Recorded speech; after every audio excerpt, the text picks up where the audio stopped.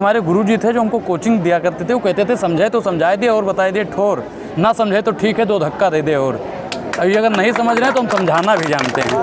सटकू पाया, इसका जिम्मेदार किसको मानते हैं अनुराग जी? देखिए, कहीं ना कहीं जो सुप्रीम कोर्ट का जो जजमेंट आया है, हम लोग इसके खिलाफ हैं। और जो बांटने का काम कर रही है सरकार की रणनीति से ही कोई फैसला आया है। सरकार को चाहिए कि अपना जो जजमेंट है, सुप्रीम कोर्ट को चाहिए कि जो जजमेंट आया है इसको वापस ले, ताकि जो हमारे बहुजन साथी हैं वो बट ना सकें। आप बता रहे हैं कि किसी को ज़्यादा मिल गया है, कोई बहुत आगे चला गया है। आप बताइए कि जिनको ये लोग बता रहे हैं कि बहुत ज़्यादा आगे बढ़ गए हैं, वो भी समाज तो अभी वहीं पे है, आगे कहाँ बढ़ रहा है। आप बताइए कि जज कितने हैं एससी के? सबसे ज़्यादा मनुवादी विचारधारा के लोग हैं। आप बताइए आरएसएस का प्रमुख कौन है? मनुवादी विचारधारा का है। भारतीय जनता पार्टी में जितने वो लोग हैं बड़े बड़े पद पे, वो लोग भी उसी पद के हैं। तो मतलब कहीं ना कहीं वर्गीकरण जो आदेश आया है ऊपर से, ये आदेश गलत है। लेकिन सवाल ये है कि वो तो अपने टैलेंट के आधार पर जा रहा है ना कि आरक्षण के आधार पर, जिस मनुवादी का आप जिक्र कर रहे हैं। अच्छा, एक चीज़ बताइए, बाप राजा, फिर बेटा राजा, फिर पोता राजा, फिर उसका बेटा राजा, उसका बेटा राजा, ये टैलेंट से होता है पीढ़ी दर पीढ़ी। जो ये तो राजतंत्र है। आप बताइए, जो चंचूड़ साहब हैं, उनके पिताजी भी जज थे, वो जज हैं, उनका बेटा है वो वकील है, तो इनका तो पीढ़ी दर पीढ़ी चल रहा है। आप बताइए कि आप बता रहे हो कि टैलेंट से हैं, तो जैसा कौन सा टैलेंट से पहुंच गया है वहाँ पे? जैसा टैलेंट से पहुंचा है, मैं जो पूछ रहा हूँ आप उसका जवाब। जैसा टैलेंट से गया है वहाँ पे। आप सरकार के ऊपर भी आरोप लगा रहे हैं, लेकिन मोदी जी ने सीधे सीधे कहा है कि हम इसको लागू नहीं कर रहे हैं, तो इसको क्या कहेंगे? आप कह रहे हैं कि सरकार, देखिए, सरकार को झुकना पड़ेगा। इस देश में सबसे ज़्यादा भागीदारी अगर किसी की है तो बहुजन भाइयों की है। और हम लोग सड़क पर उतरेंगे, और सड़क से अगर काम नहीं चलेगा तो संसद में भी जाएंगे। सड़क से लेकर संसद तक हमारा सफर, लौटाएंगे वो सारा तुम्हें सूद के समेत।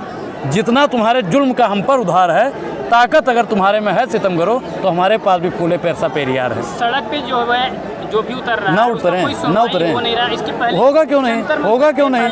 होगा क्यों नहीं? विनेश फोगाट ने धरना दिया। अच्छा, एक पहलवानों पर आपने बात की, आप मुद्दे से भटक रहे हैं। पहलवानों ने धरना किया तो जो कुश्ती संघ का अध्यक्ष था, शांत रहिए, कुश्ती संघ का अध्यक्ष था, वो हटा कि नहीं हटा?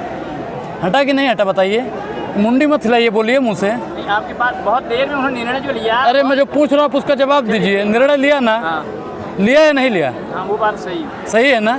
तो इसमें भी साहब निर्णय लेंगे। लेकिन कहा अभी तक बीजेपी एक दिन में क्रांति नहीं आती है।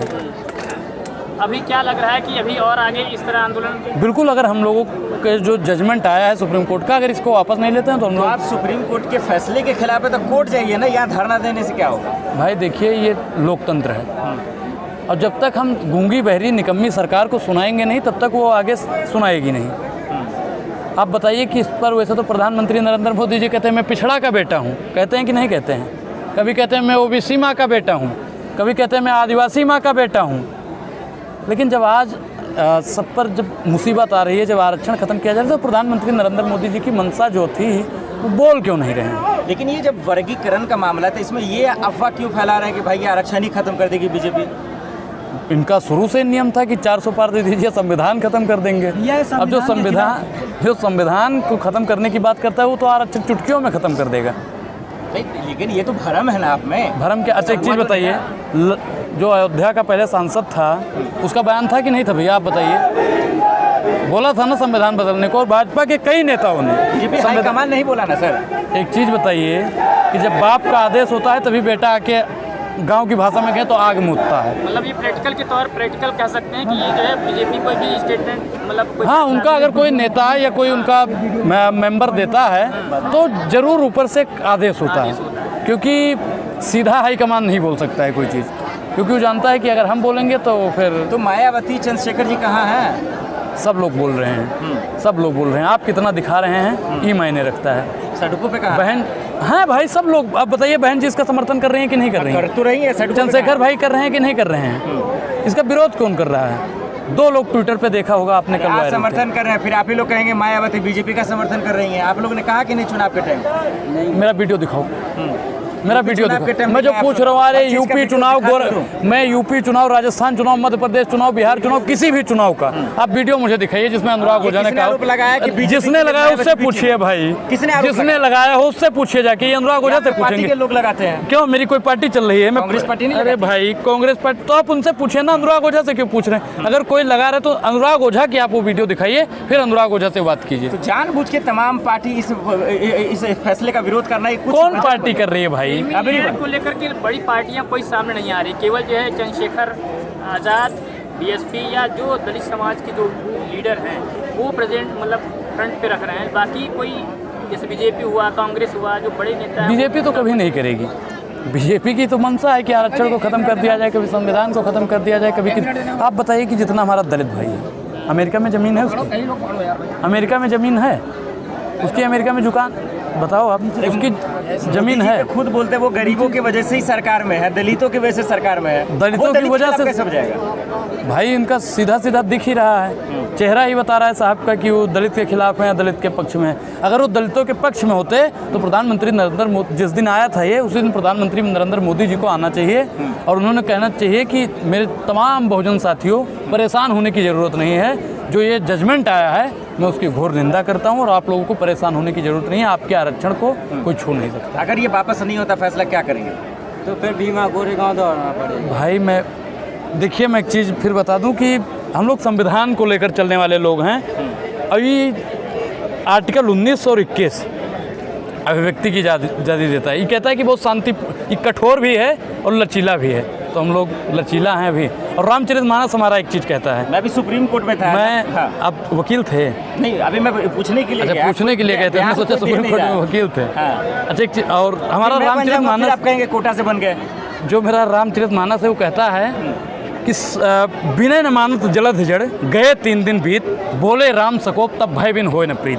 तो आज हम लोग शांतिपूर्ण तरीके से कर रहे हैं, बाकी सरकार नहीं समझेगी तो सीधा सीधा मोदी सरकार से क्या मांग? उनसे यही मांग है कि महाराज हाथ जोड़कर आपसे निवेदन है, आप जो ये फैसला आ रहा है उसको वापस लीजिएगा, क्योंकि संविधान में उतनी ताकत है, उतनी ताकत है, उतनी ताकत है, उतनी ताकत है, उतनी ताकत है कि हम अगर आपको कुर्सी पर बैठा सकते हैं तो इसी संविधान की बदौलत हम आपको कुर्सी से उतार भी सकते हैं। जी बिल्कुल होगा।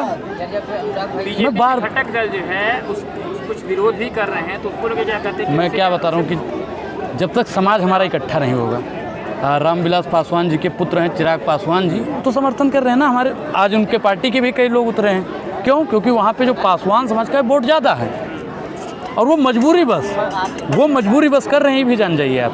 सही बात है, मजबूरी से कर रहे हैं भाई। वोट बीजेपी में कई सांसद जो है बीजेपी के खिलाफ होना बड़ी बात है ना, लेकिन बीजेपी हमारे लिए खड़े हैं, हमारे आरक्षण पर बात आई वो खड़े हैं, इसलिए उनका स्वागत है। इतना बड़ा आह्वान हो रहा है, बीजेपी के नेता मंत्री वही राग गा रहे हैं, भाई ये लोग तो देश के वासी है ही नहीं, नागरिक है ही नहीं। कौन वासी नहीं है देश का? जैसे कि किसान आंदोलन में कहा देशद्रोही है, खालिस्तानी। आप बताइए, किसान बिल आया था, वापस लिया कि नहीं लिया?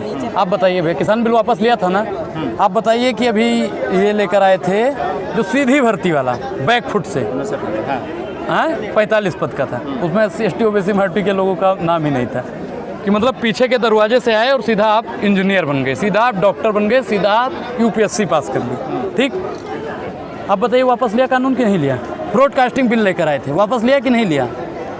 कह रहे ये आप सवाल पूछ रहे थे इसकी ताकत, लेकिन बीजेपी तो यही आरोप लगा रही है, इसमें इतना उठा रहा है, इसमें इतना ताकत है, साजिश कर रहा है। मैं क्या कह रहा हूँ, इसमें इतना ताकत है, संविधान की बदौलत हम किसी को संविधान की जूती से जुतिया सकते हैं, संविधान की जूती से, बहुत शांतिपूर्ण। कई सांसद दलित हैं, आखिर वो क्यों फ्रंट पे नहीं? अगर शायद आ जाएं तो और भी ज़्यादा ये स्थिति बिगड़ जाए बीजेपी। देखिए ऐसी क्या वजह है क्यों नहीं यहाँ पर आ रहे हैं? बाबा साहब रात भर जागते थे, मैंने पढ़ा है कि वो रात भर जागते थे। तो उनसे किसी ने एक बार पूछा कि बाबा साहब आप रात भर जागते क्यों हैं? तो उन्होंने बहुत ही शानदार जवाब दिया। उन्होंने कहा कि मेरा समाज सोया हुआ है।